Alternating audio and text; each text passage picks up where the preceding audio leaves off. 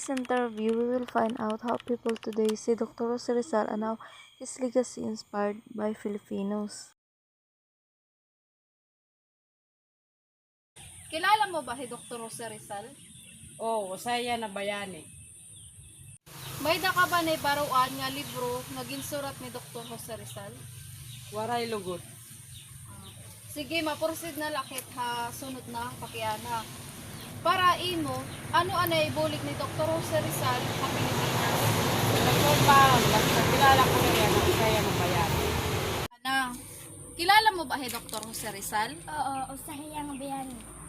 May da ka ba maaram nga libro nga ginsurat ni Dr. Jose Rizal? Oo, Ano man ini na libro? no limit ang hiri. Ano man ang no limitang hiri? About justice, hiya nga libro.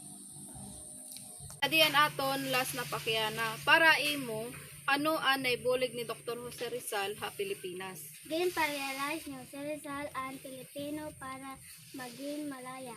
Diri na abusonan mga Kastila ang mga Pilipino. Based on the result of my interview, I observed that the child generation has more knowledge and awareness about Dr. Jose Rizal compared to the older one.